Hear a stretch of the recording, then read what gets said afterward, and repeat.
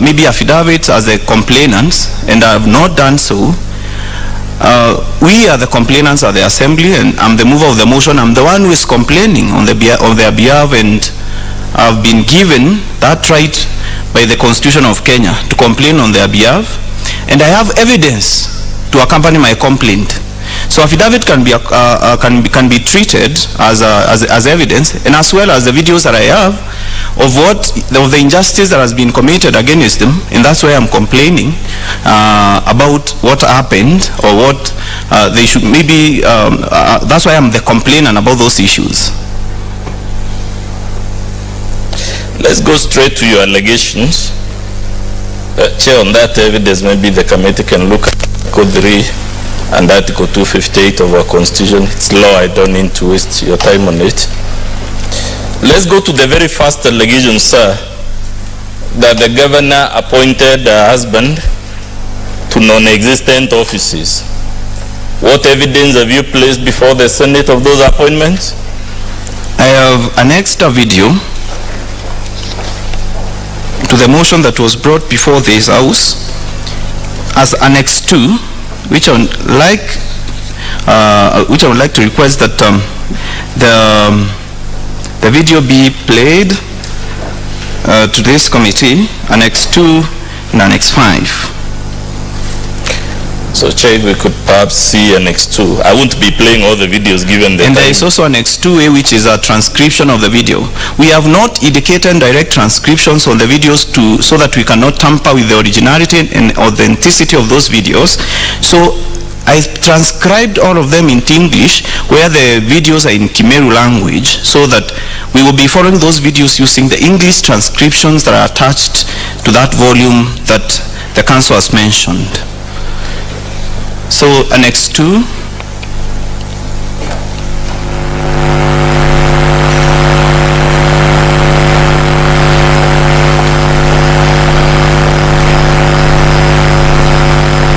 Serikali ya gavana ni mama.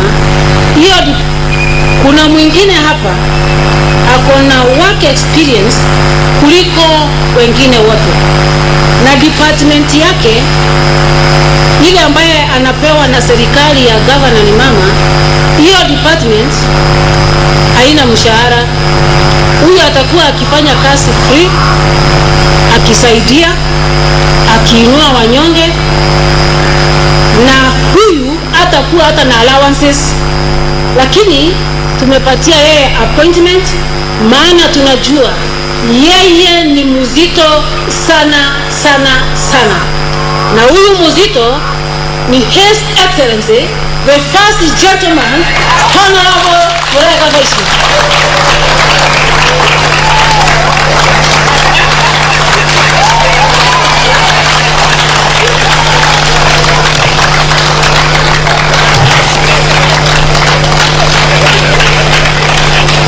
Huyu mzito, asante sana. Huyu mzito kwa majina Murega Baishu ni First Gentleman of Meru County, na currently anashikilia Meru Cultural Ambassador by the Ministry of Tourism. Ameshikilia hapo, na yeye unapomwona pale ni Apostle Baite Family Fellowship, kitengo kubwa sana. He is the founder of Baite Television, kitengo mzito sana. Na siku ya leo tunampatia kazi ambayo haina malipo na haina marupurupu. Atakuwa akifanya free kama kujitolea, na tumempatia kitengo ya kwamba yeye ni patron Meru Youth Service. Hiyo ni kazi moja. Na ingine kitengo ambaye nimempatia kitengo cha maana sana, Ambassador Meru Hustlers Ambassador.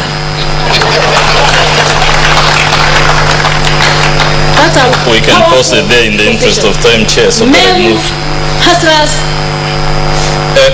Honorable DMK, is that video consistent with the governor's claim that she never appointed her husband to the 2 positions in question?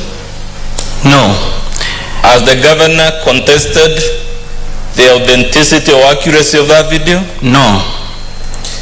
The position of patron of Meru Youth Service, is it a position that exists under the Meru Youth Service Act of 2018? Of 2018. Who would have the power to establish such a position? The power can be, the power to establish that position is constitutionally placed in the County Public Service Board. Did the County Public Service Board establish this position? No. Did the governor conduct a transparent and competitive recruitment before making this appointment? No. Would such appointments, we were told they are political, would they undermine the discharge of the functions of the statutory bodies in question? Yes, they would, because we have seen the first gentleman exercise the powers bestowed on him as a patron of Meru Youth Service that has led to other illegalities that are in this motion. The precursor to the events that happened at Egoji is his appointment to that office, where he went to Egoji Boys to inspect. Then the following day went there with the governor, where she committed the wrongs that we'll be looking at later. And when you appoint someone to an office with other people and with a big budget in the county budget, you cannot claim that it's just because he's not paid. You appointed him to do something. It's not just for the sake of it. And the county governor is the CEO of our county. She's not a comedian. They're supposed to take her one serious. Yes, sir, in the interest of time, the issue of whether he is paid or is not paid, did the EACC address itself to that issue? Yes. The EACC in a letter that was written to the governor addressed itself to that issue. And the EACC is a body mandated to ensure that Chapter 6 of the Constitution is enforced. Chair, the EACC letter is at page 50, or rather 59 of volume 1. If we had all the time, I would take you through what the EACC, but I'm sure the chair will read it. As a matter of fact, sir, has the husband of the governor been meddling in various affairs of the county by virtue of these 2 appointments? Yes, he has. Because normally what we have seen, and we are likely to see, we are going to see in the videos that come, he normally starts making those bad comments. Then the governor picks up on them, especially the verification campaign. He normally starts, then she picks up and continues. The verification campaign that we have in the motion against various leaders, and he has been doing that in that capacity. Let's go to the appointment of Rufus. The governor says that Rufus' appointment did not require the approval of the county assembly. Is that correct? Reading of the law to the best of your knowledge? No, it's not correct. Is it a correct reading of the prevailing case law on this issue? No, not actually, because there are 2 case laws that have been pronounced by the High Court that when an officer is reappointed by a subsequent government, if you find someone in office and you reappoint them to that office, they are supposed to be subjected to the process of approval by the county assembly or the parliament afresh, as if they are being appointed for the very first time. So the governor's defense that this appointment did not require approval, is that defense valid whether as a matter of statute law or this case law? No, the defense is not valid. It's quite misleading. Chair, the case law is to be found from page 170 of volume 1. There are 2 decisions, one by Justice Odunga, the other one by Justice Murima. We will invite you, given the constraints of time, to read them. And their thrust is that this defense the governor has taken is not valid in law. But have you placed any evidence of the appointment of Rufus before this Senate? Yes, I have. What evidence? We have a video that's supposed to be played here. Yes, but we won't play it, Chair, because of the time you allocated me, because I'm now at a loss. If we had all the time, we'd play all the videos. We have Annex 3. We also have a transcription of that video. We also have an annex of the governor's Facebook post defending appointment of Rufus Miriti, despite the fact that Rufus was working for the previous governor. Have you placed any evidence on the appointment of Hilary Sadi before this Senate? Yes, I have. And what is that evidence? I have a video of him acknowledging that he has been appointed to that position. I also have videos where I also have other material where the governor has advertised that work later after we started the impeachment, and she realized she did something wrong. She goes and advertises the position through the county public service board. So are trying to advertise after the impeachment motion, would that be an acknowledgement that the impeachment, rather the appointment as initially made, was illegal? She's acknowledging that she carried a duty that was not hers, or she did not have the power, and averring that she was told by the Intergovernmental Relations Council to do that is not right, because even in those letters they do not say that you can appoint certain offices without the due process. Chairman, I hate to interrupt again. I wanted to request counsel, please, when your witness makes reference to any document, your bundle is paginated. Just tell us which page we can quickly find the document the witness is referring to, so that we can follow the proceedings with you. I thank you. Chair, I'm guided accordingly. Video Annex 2 is in the flash disk. The transcript of that video is Annex 2A, which is at page 50 to 52 of volume 1. The document from EACC is Annex 5. It is at page 59 to 61 of volume 1. Annex 5. It is at page 59 to 61 of volume 1. Annex 3 is the video on the appointment of Rufus. The transcript of that video is Annex 3A, which is at page 53 to 54 of volume 1. The Facebook post that has just been mentioned is Annex 5A, which is to be found at page 62 of volume 1.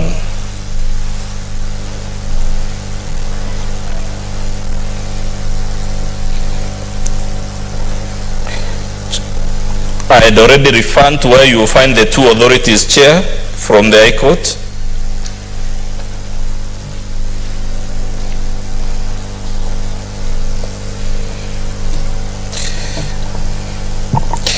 Chair, again, because of the interest of time, I would urge the committee to treat the evidence so far given to the answers the witness has given to my questions to apply equally to all the other alleged illegal appointments, because otherwise I will not be able to traverse the motion. I don't know whether I have your permission to do that. Chair. Proceed, Counsel. Chair. Yes, yes. The letter from EACC that we've been referred to at page 59, Chair, EACC is addressing itself to the allegations. There is nothing in this letter that shows that the EACC has found the governor culpable. And True. Senator, just hold your horse. Okay. Let the witness flow. And now when we have time for intervention, just take note of that. You then raise it. Fair enough, Chair. We will show you when we get there the relevant part of the letter.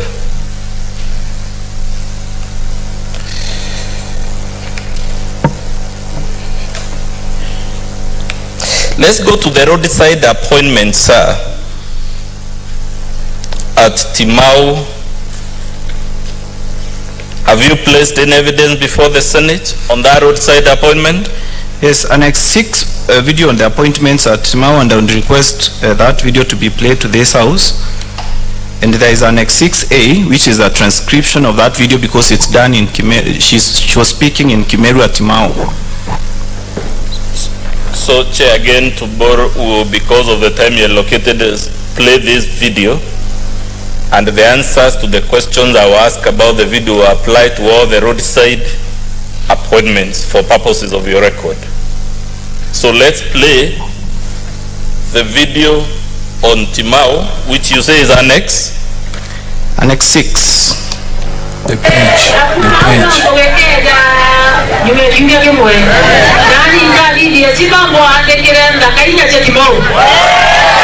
There is a transcript. 6A.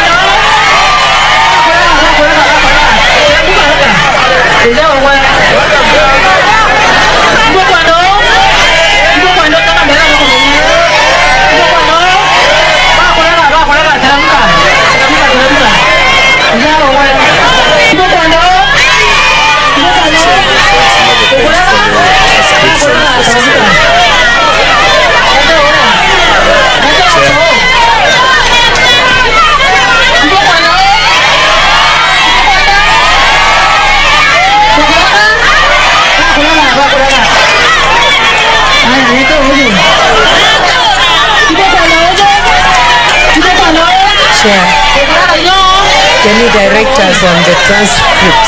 Where is that transcript?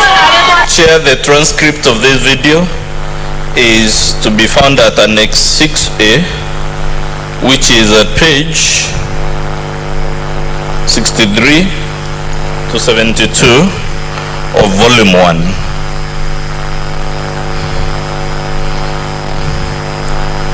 We have other videos, Chair, because I'm addressing this cluster of allegations, Annex 7, and the transcript is to be found at pages 73 to 78 of Volume 1. That relates to the events at Nkobo.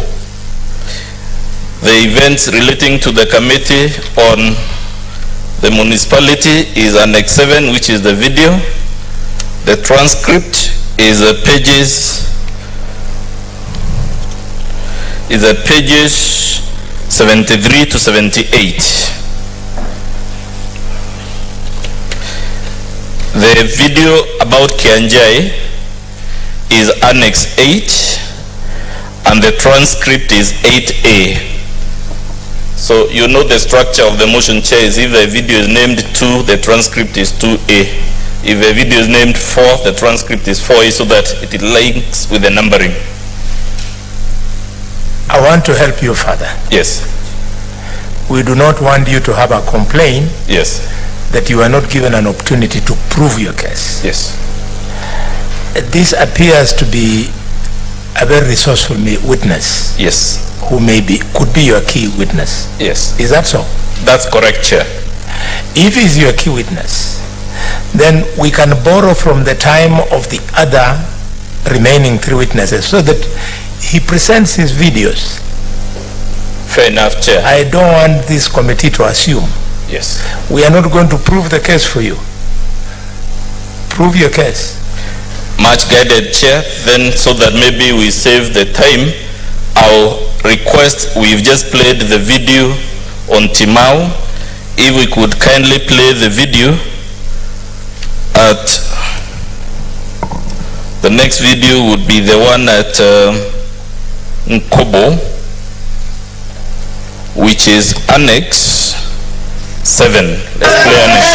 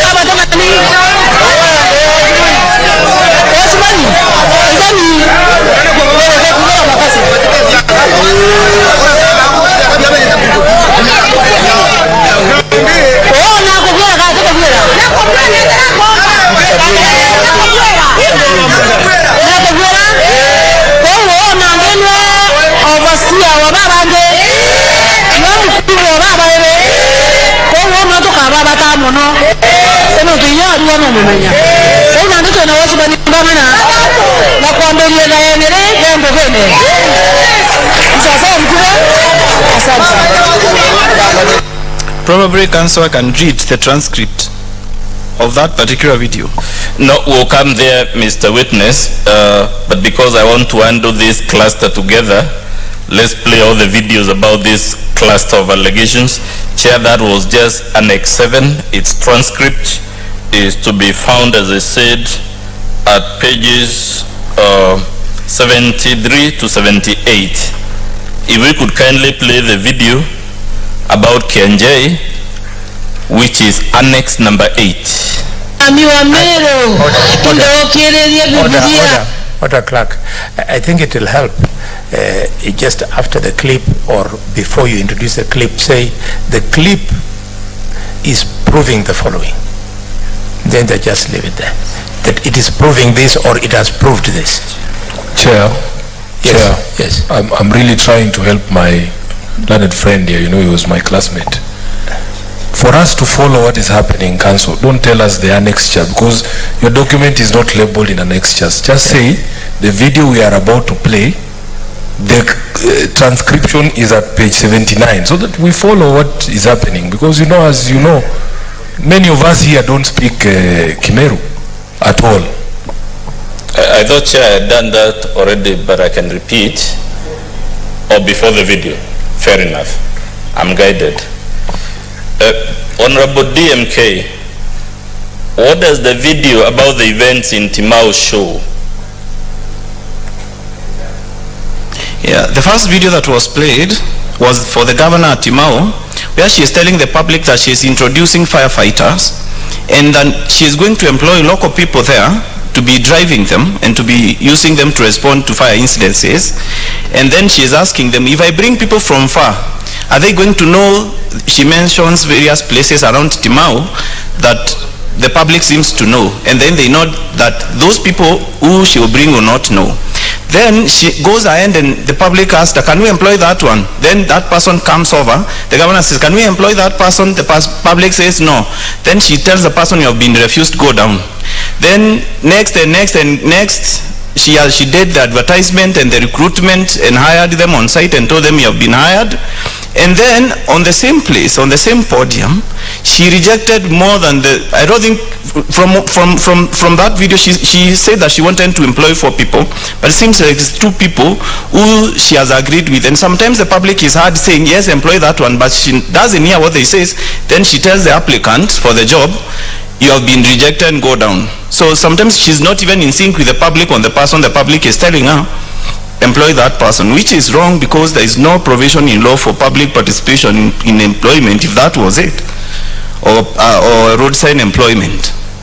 So we are talking about firefighters here.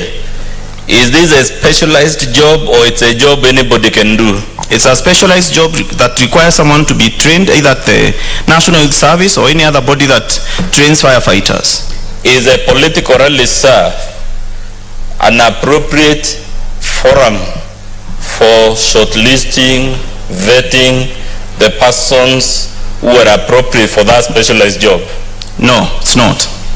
At any rate, does the governor have any legal mandate to recruit county workers in a public forum, in a political rally, the way she appears on that video? No, it's not. It's the mandate of the County Public Service Board to advertise for jobs and recruit competitively for any employee in the county public service.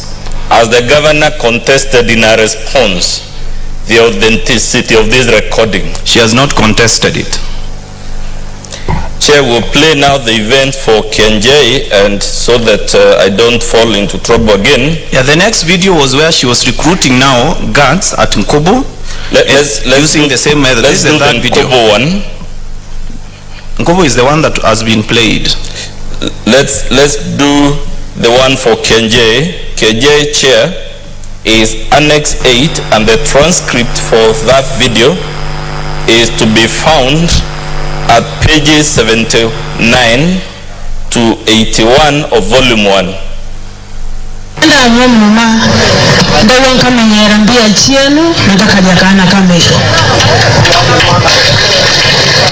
Ndirawe manto ya Meru magana nampeto ume ningweta nandare kuromba tutongerie Meru mtoto azome njete roe njete ng'ambe katika jina la Yesu.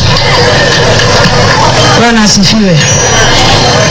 Eliarende na intobi bingi ndetete, lakini mbere ndete intobi na mbena nkanira nkwenda kuwa by Friday.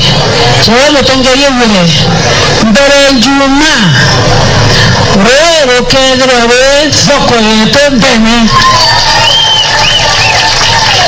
mwisho njuma tukuwatanira wewe kwili kodoreko wendeni na mbere ya royo wanda administrator amwana sub county administrator ibabwiri kwezera bebu karidianze wachara ante batano bakwegera zoko yeto yakenja we naimba kazanto urai yeke nangoe wanda ndimini kenda toba iki utaratibu burabu eta baandekwa bakwegera zoko yeto. Tuko pamoja. Mbere royo liwarezoa wanda administrator na sub county admin ibabwiri kwezwa borio karanze na ntobazo kona tongeria woko na watchman baeri baeko bakande ko bakabia wote bakaza ko yetu. Tuko pamoja. Bwana asifiwe. Zoko eneo ke mubango kana mebango yetu ya tueneo eneo ndekera ile zoko number 1 kuimba Wenkaimba Wenkaimba Boya mnana otiaraka taratibu Betule wa miaka ya wadani bongo ngebetuweka wadani bonga bana ni mama wokare roiwa hiyo ni uongo. Ezo kogankaimba katika jina la Yesu. Zoko ng'ombe tukamerekebisha. Mondan anto be yake njai bakeza godoko yuko na izoko ina mutongeria mwekuru ukojali manto akana kamera mwamore bonge na bwiwa drainage baraba ke gwekira wende. Honorable DMK, in summary, what was the governor saying in the video we just played to the Senate as indicated in the transcript of that video? What the governor has done is she was directing the sub-county administrator and the ward administrator for Kianjai ward to recruit watchmen and sweepers, and then she will find a way of regularizing those appointments through the formal process. That they should be people from that area because they are the ones who understand that area.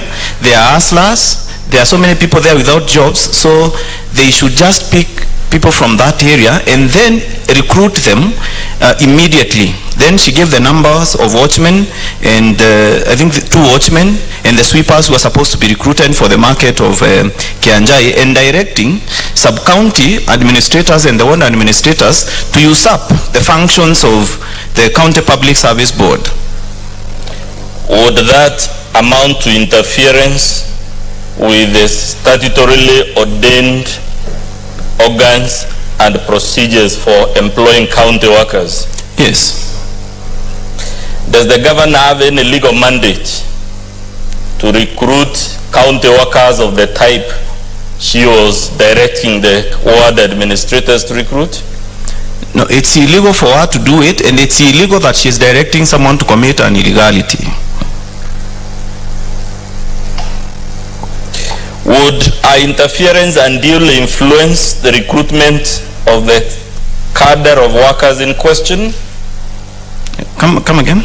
Would the governor's usurpation unduly influence the County Public Service Board in employing the specific cadre of workers referred to in the video? Yes, a usurpation can interfere because she's the CEO of the county. Does that exert undue pressure on them to employ the specific persons the governor has identified in the public rally? Yes, that's what she was implying by directing them to employ. Then they bring the names, then she is going to regularize.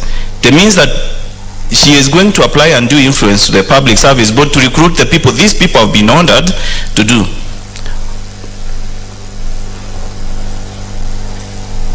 Let's go to the Committee on the Municipality Affairs. Is there a law that regulates how the municipality of Meru is to be run? Yes. The County Assembly of Meru adopted or passed the municipal charter that has created the municipal board that is supposed to oversee all matters to do with the management of Meru town, because it has been classified as a municipality under the Municipal and Cities Act. What is the body authorized by that law to run matters of the municipality, whether it's parking, whether it is garbage collection, whatever it is? What is the body mandated by law to deal with those issues? It is the municipal board. Does the governor have any powers to direct the municipal board how to discharge its functions? No, it's an autonomous body. But have you placed any evidence, sir, before this Senate of the governor's interference with the functions of the municipal board? Yes, I have placed a video here that can be played of the governor interfering with the working of the Meru Municipal Board in a speech, in a meeting she had organized of the business, the Matatu sector in Meru town, annexed as Annex 9. Then there is Annex 9A in the motion. The transcript share Annex 9A would be at page 82 to 85 of volume 1. We can now play Annex 9. anjo gatwa to identify na rangari kamata to kana kodi de obstruction in town na to ti fringe ke mutonge na to tonyera biashara mutonge ene gran na kodi wake excellency stage de G4S na yetu zo obe la ora na aru ame babara barara ai we folam ati de kilurano ikenda ndo stage de ere individual de kuani ndina mutonge na bobe toke dura no bakaigwa gwa bakaumera no to bamba kwa kumira bakaumera bakaumera your excellency bakaumera bateja obambe baitobere obaba mabama na mio kenda baba ngi bona sauti yogokeria aya kamete yetu to emeambiria tumekere bwana Angelo kwa Angelo Neze kamete eje ikero ina mzungu eko mzungu inaetere mzungu eko ametoka mzungu kamete eje tumekere mukuru tomu kamete eje tumekere Endwini kiongozi kamete eje bando na mainge na iva na Muteria kamete eje tumurimi Nkondi kamete eje tumurimi Mutuma bab ngende yatanga na kamete eje tumiongere Frida ko Frida revenue kukatiku ukamete yanto bangana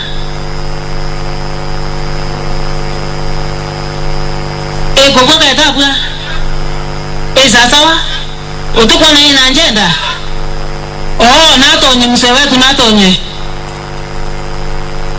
na ndene ngana ngwete kala memono na ndeka kamete to eme yangu ke kwamberia Jumatatu Jumaine na Jumatano Alhamisi Pedro bakumenya anto bonde bari araba buyoka to kuwasanira na kamete eze tumiengo hii ya kudhaura baba tekiela kwa G4S kwa maana zote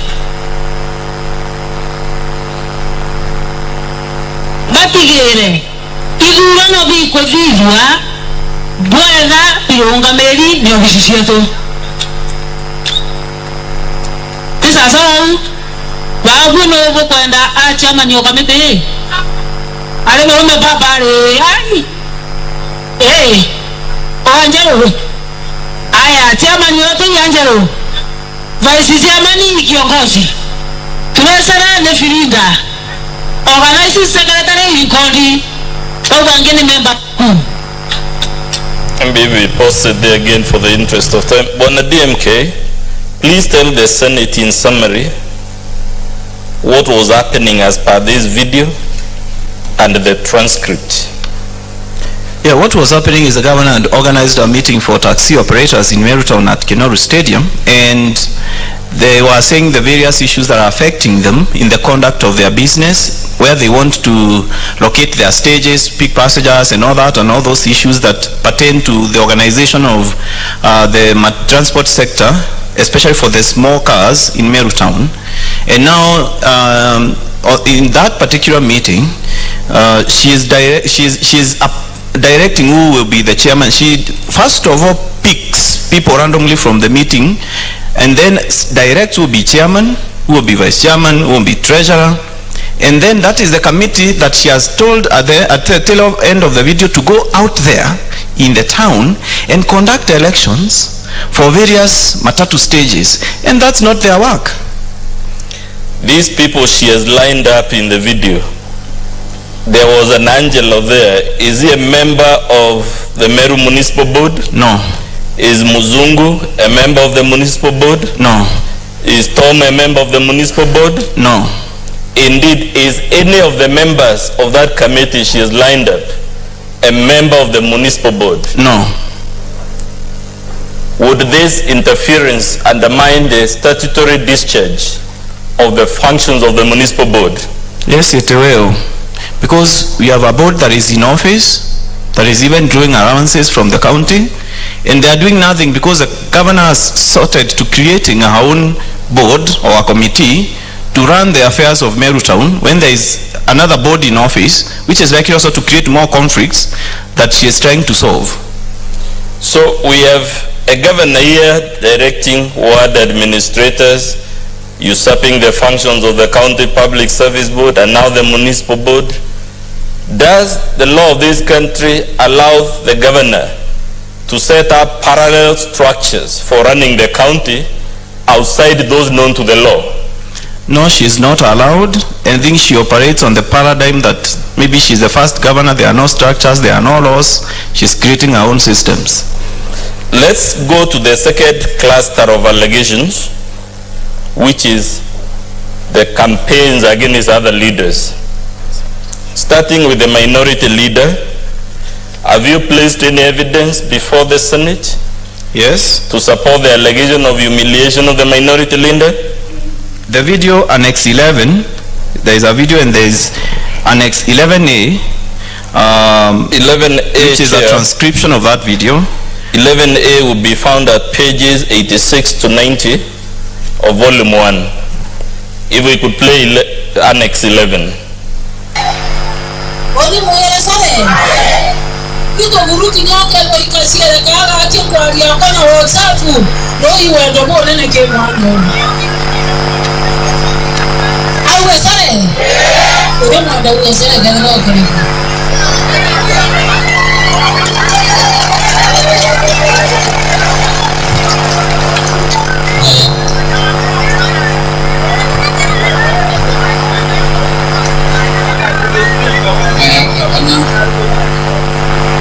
No, kila speaker iko karetie.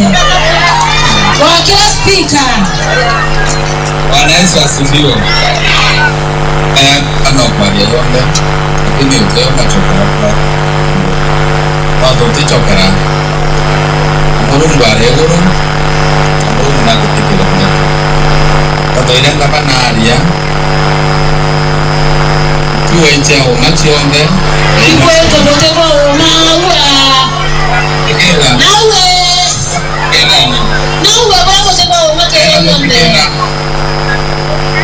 Ikira nini? Asiakanta kabotano na evidence siote huwa ikweko. Nenda botikira. Alwarenga bana ndoto hicho ndawadia. Waita. Ite. Not number 1. Ikira. Ikira. Ikira ni boina. No, okero kawasore.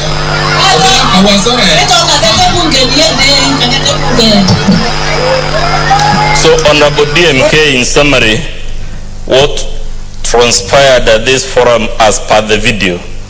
Yeah, the governor had visited Meru Mca, which is a small place in a Kidhi ward where the minority leader of the county assembly comes from. And then the governor calls him up and tells him in front of she first of all incites the public by asking, should he come and apologize to me? Like she was lording over him. Come and apologize. Then she somehow, the public was saying no initially, but then she continued talking and asking the public, should he come and apologize to me? Then the minority leader is called up. Then she tells the minority leader, come and apologize to me. Then she gives him the mic, and the minority leader says, I'm not going to apologize for things I don't know about. Why you're telling me to apologize before you? Then the governor is prodding him, and the minority leader says most of the allegations the governor has labeled against MCAs here are not true. Then the governor intervenes and asks him, can you tell this public which ones are not true? And then she goes on and tells him, just say sorry to me, don't worry, I'll protect you against the speaker. And then she doesn't also tell him what she is protecting against the speaker of the assembly for and what dangers he was facing against the speaker that she was seeking. Then the minority leader says, I cannot apologize for things that I don't know I'm apologizing about. Then she goes and grabs the mic from him and tells him to sit down. Then she continued with her speech of putting him in his place. Has the governor contested the accuracy of that recording in the video? She has not contested it. In her response, has she contested the accuracy of the transcript of that video? She has not.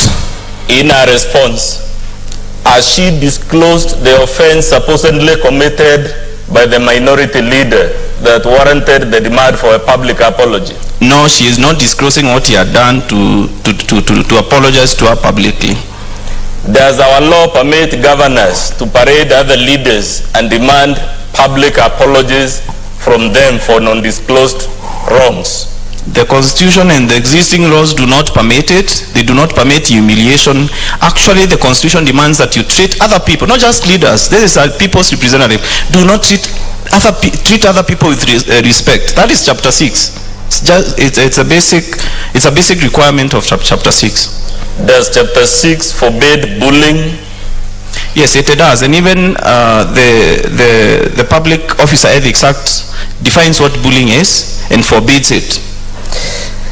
Let's go to the events revolving around the senator. Chair, before council moves, Chair, because there was a specific allegation about the grabbing of the microphone, and I know we are constrained for time, it will be beneficial for us to be able to see that for ourselves.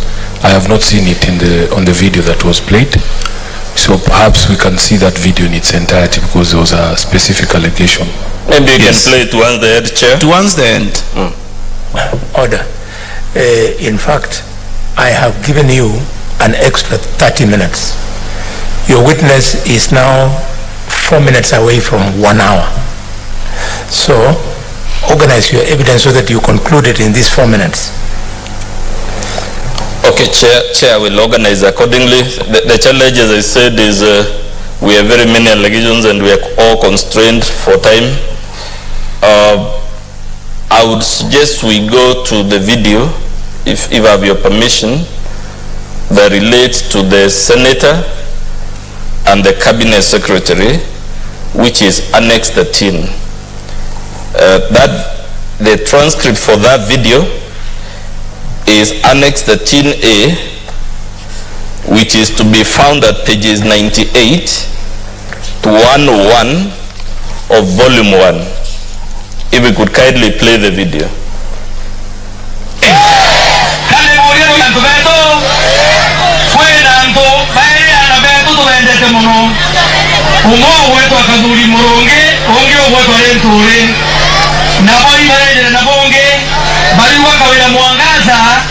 Kenda bamwetekeria ukumake otesaidia ruto Kawira mwangaza abagaire thirikari nusu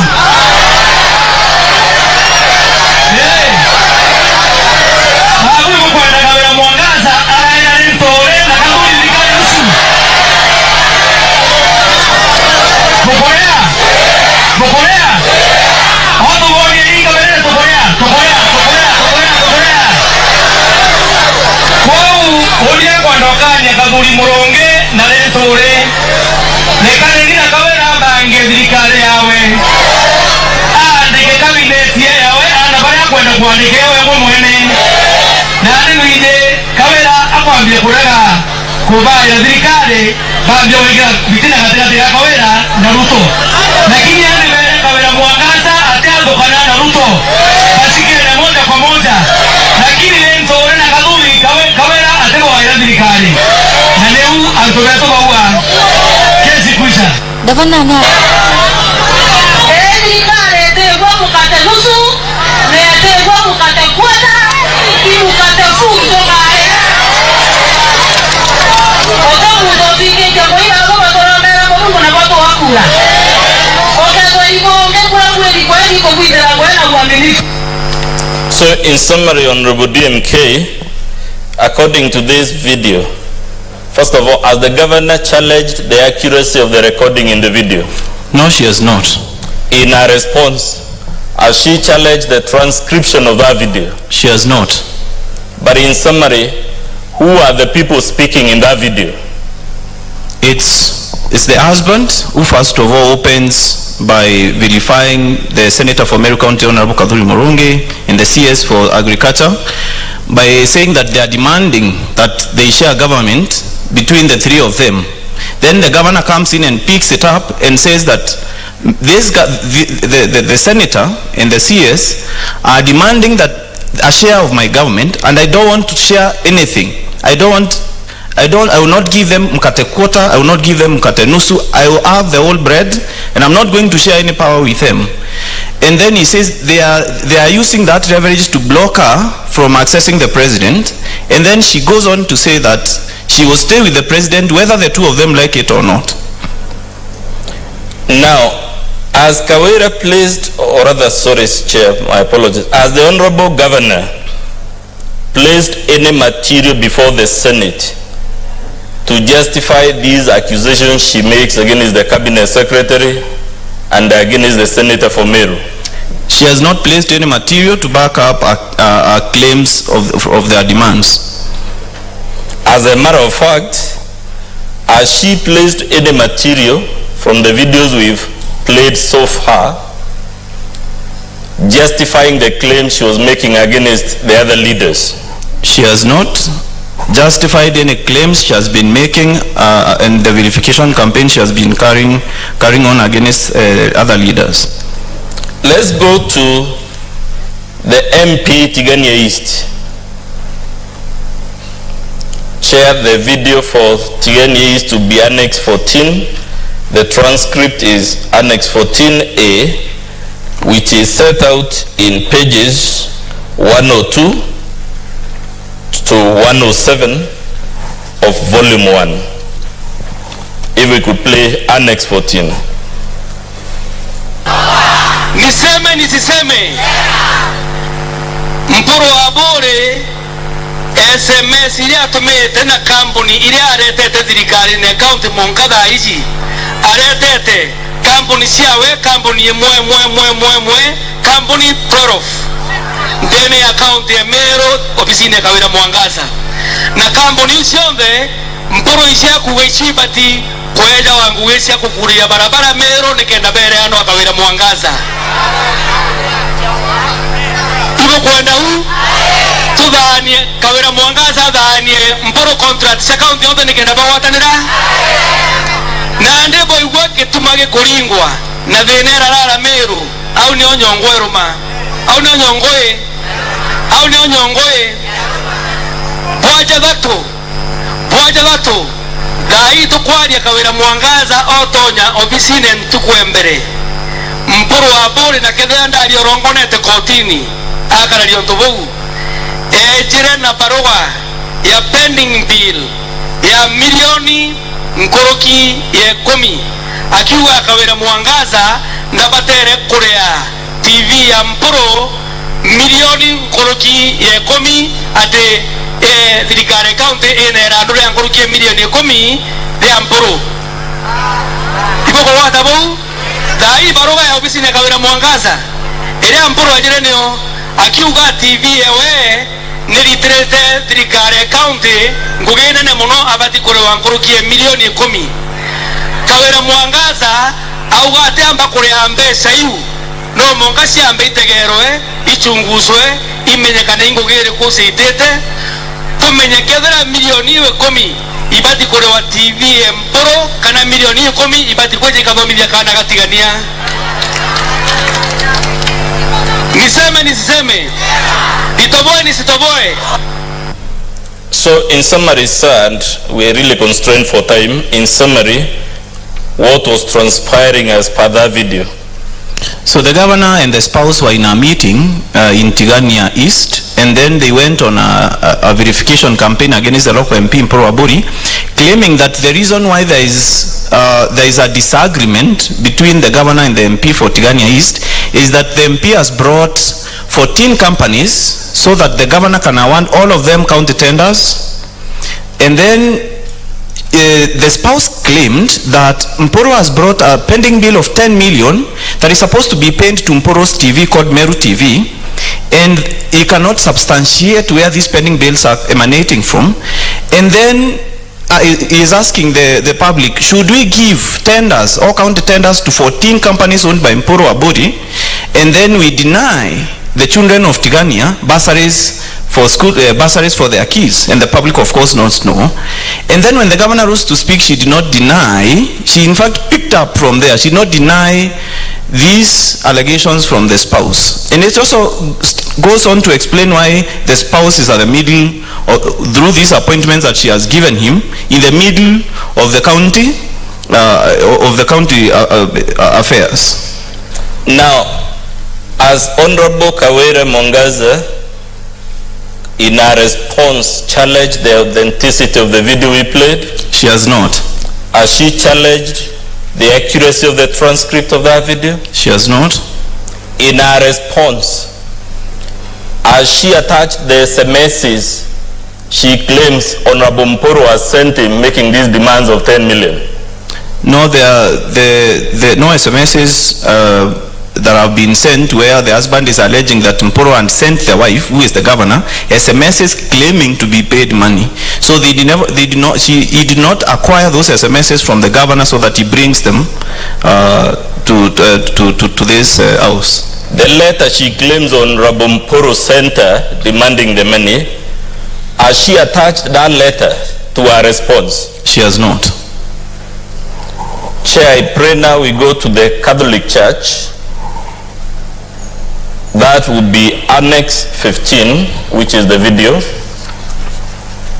The transcript of that video is Annex 15A, which is to be found in pages 108 to 114 of Volume 1.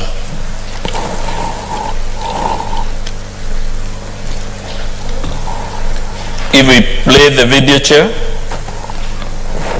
Wetu ambara mua gotumwane mbaraki erete okarumane.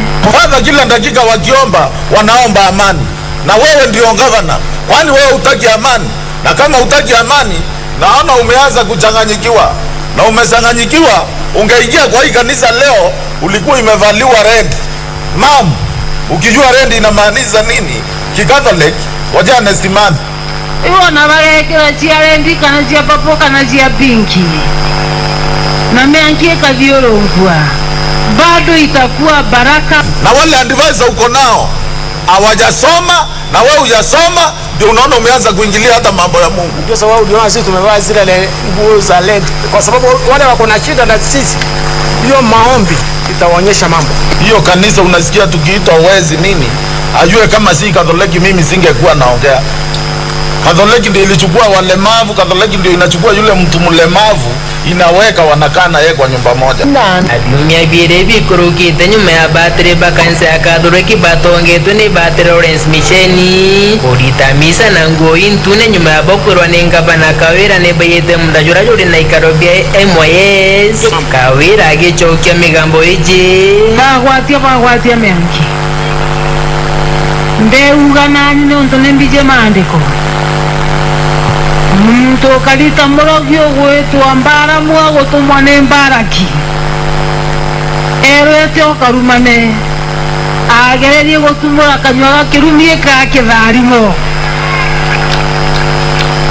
iwo na barekera cia rendi kana cia papo kana cia pinki na meankie kaviorongwa. Bado itakuwa baraka kwa wenye haki. Chair, I would want us to play this video with another one on the Catholic Church so that I take the questions together, which is Annex 21. But as you do it, yes, I want you to be aware, yes, that this witness has done 1 hour and 4 minutes. I'm conscious of that, Chair. The remaining time is for all the other witnesses. You're conscious? Fair enough, Chair. Very good, very good. Nonto mwada nyora mwangu. Pada alimeno to netuishe ne bateda ya Meru County na nge mwanya. Bakaleta masibitali, bakaleta kinyama sukuru. Tumbe seiji chigweto milioni 6 na nuwanja ni kidogo kidogo. Mwada ni balingilie batosomokeje nonto ngai. Ipo akato badalima Mungu wetu. Na indene letu la Yesu Kristo mwada mtoromba na ushakia kana.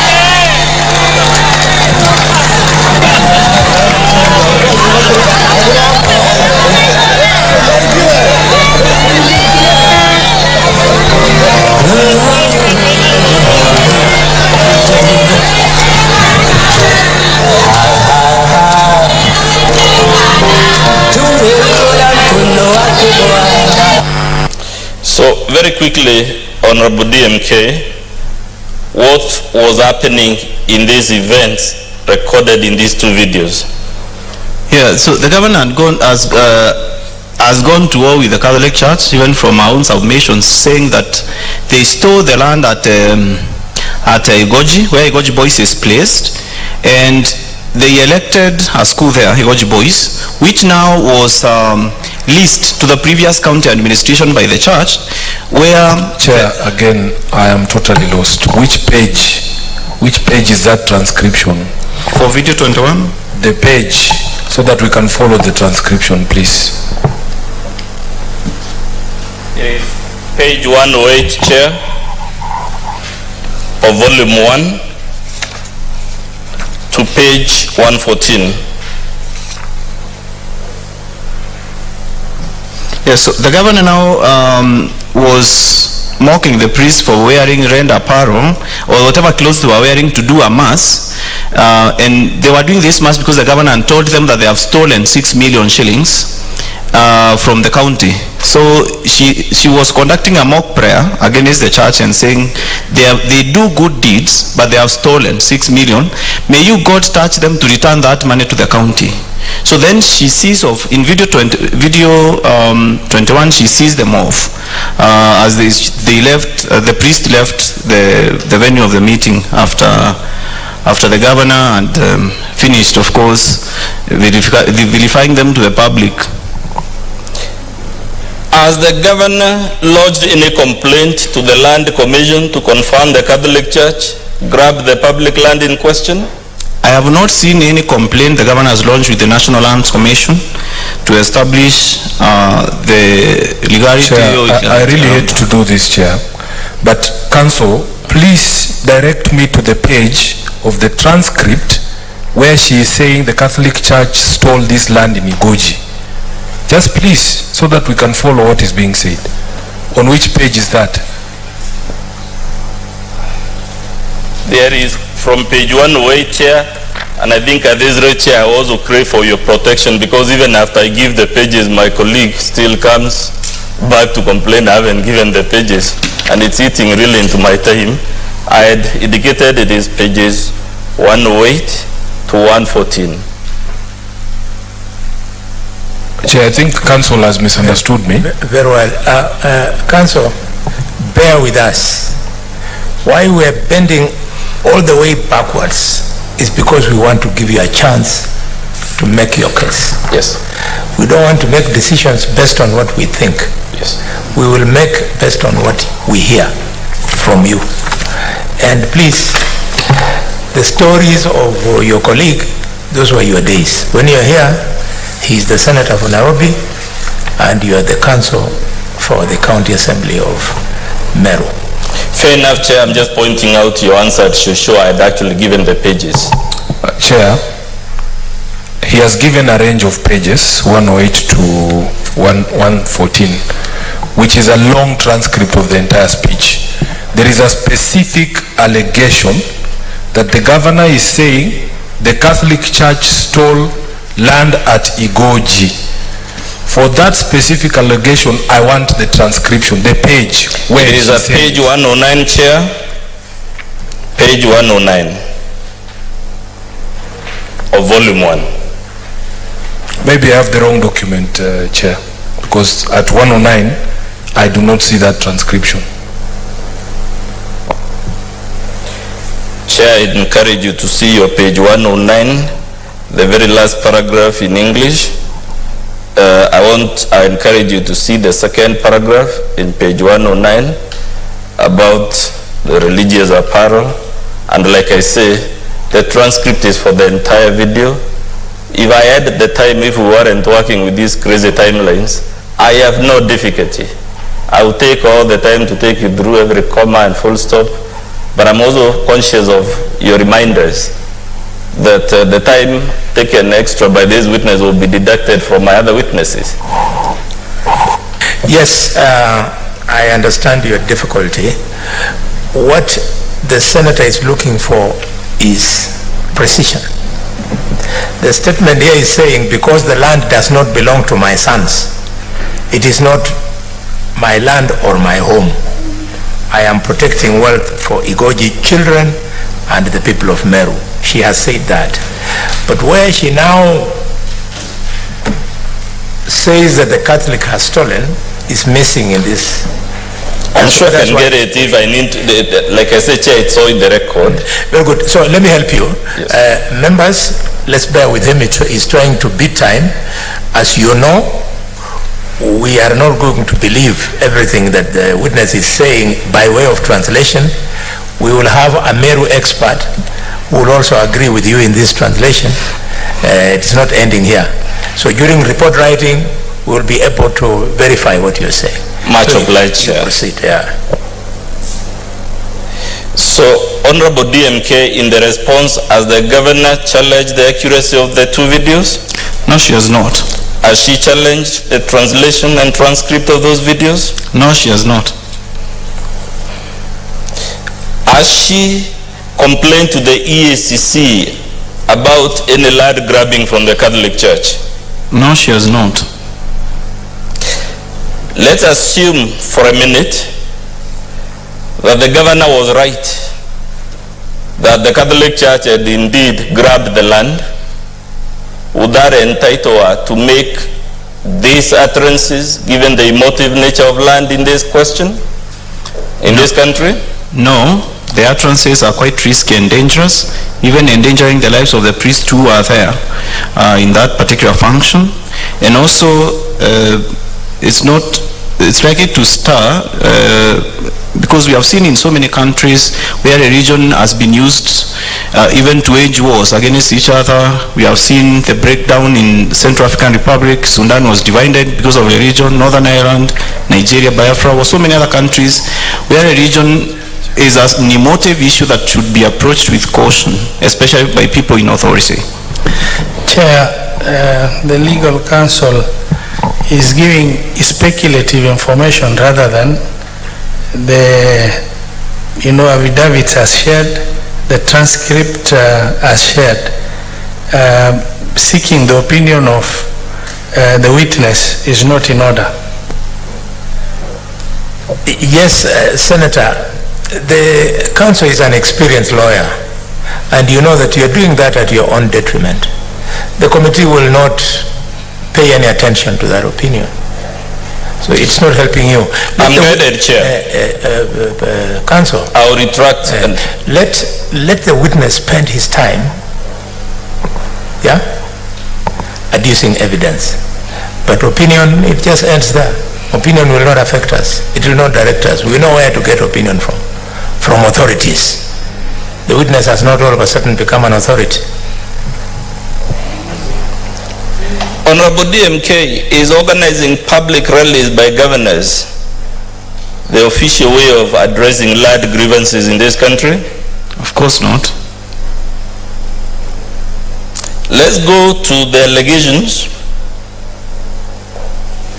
about forceful entry into the assembly. That, Chair, would be Annex 16, and we'll play together with Annex 17. The transcript for Annex 16 is to be found at page 115 of volume 1. The transcript for Annex 17 is to be found at page 116 to 121 of volume 1. If we could begin with Annex 16.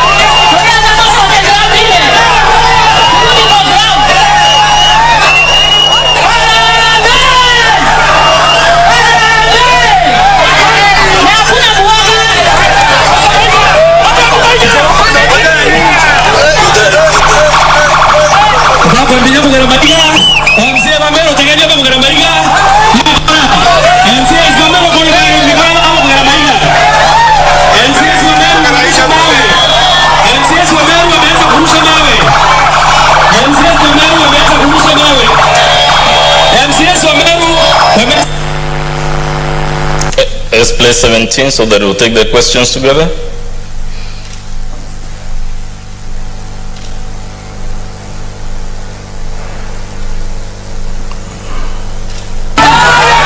That's not the video. Annex 17, please.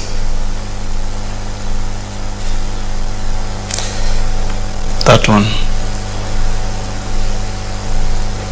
Still with the County Assembly of Meru.